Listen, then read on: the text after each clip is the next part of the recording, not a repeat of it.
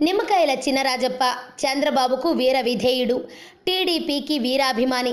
2014లో తూర్పుగోదావరి జిల్లా పెద్దాపురం నియోజకవర్గం నుంచి గెలిచిన కాపు సామాజిక వర్గ సీనియర్ నాయకుడు, హోంమంత్రిగా, డిప్యూటీ సీఎంగా, ముఖ్యమంత్రి మాట జవదాటని వ్యక్తిగా పేరుగాంచారు.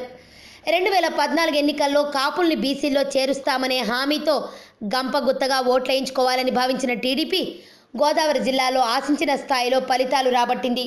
ఫలితంగా టీడీపీ అధికారంలోకి రావడంతో కాపులకు రిజర్వేషన్ల అంశం తెరపైకి వచ్చింది. చంద్రబాబు మాట మార్చడంతో కాపు ఉద్యమ పోరాటం ఉగ్రరూపం దాల్చింది.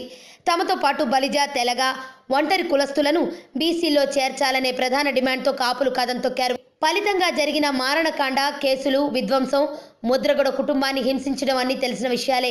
అయితే మళ్లీ రిజర్వేషన్ల సాధన కోసం రాష్ట్ర వ్యాప్తంగా జూలై 26వ తేదీ నుంచి చలో అమరావతి పేరిట నిరంతర పాదయాత్రను ముద్రగడ చేపట్టారు.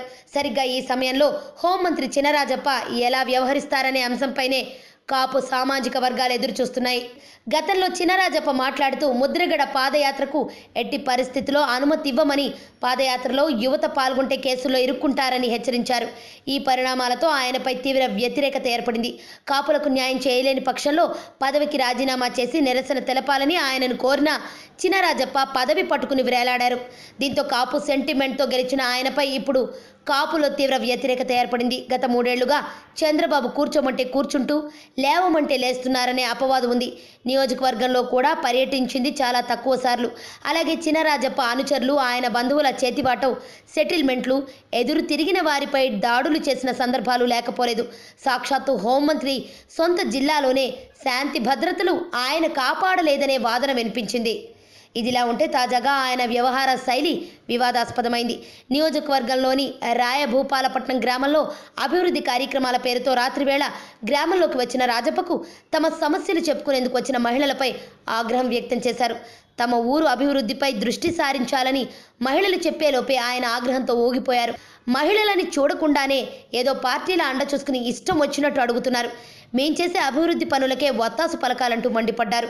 అవసరమైతే మీ పింఛన్లు పీకేస్తా, వేషాలు వేస్తే ఊరుకునేది లేదంటూ ఆగ్రహానికి లోనయ్యారు. మేం చెప్పిందే వేదం, మేం చేసిందే అభివృద్ధి. ఏమనుకుంటున్నారో? వేషాలు వేస్తే మహిళలని చూడం, అవసరమైతే పింఛన్లు పీకేస్తాం, రోడ్డు మీద పడతామంటున్న మాటలు వీడియోలతో సహా వైరల్ అవుతున్నాయి. ఈ వరుస పరిణామాలతో ఆయనకు వచ్చే ఎన్నికల్లో ఓటమి తప్పదనే వాదనలు వినిపిస్తున్నాయి. ప్లస్లు: జిల్లాలో అధికంగా ఉన్న కాపు సామాజిక వర్గ నేత కావడం, సీనియర్ నాయకుడిగా పేరు ఉండడం, టీడీపీలో ఉండి అవమానాలు భరిస్తున్నారనే సానుభూతి. మైనస్లు: కాపు ఉద్యమంపై పోరాటం చేయకపోవడం, నియోజకవర్గంలో పర్యటించకపోవడం, మహిళలపై పింఛన్లు, రేషన్ పీకేస్తానని బెదిరించడం. ఆరోగ్యవంతమైన జీవితం కోసం మనం పాటించాలి కొన్ని నియమాలని. చిన్ని చిట్కాలతో చింతలేని జీవితాన్ని ఎలా గడపాలి అనే దానికి వీక్షిస్తూనే ఉండండి మన ఆరోగ్యం యూట్యూబ్ ఛానల్. మరిన్ని ఆరోగ్య సూత్రాలకు సబ్స్క్రైబ్ చేసుకోండి.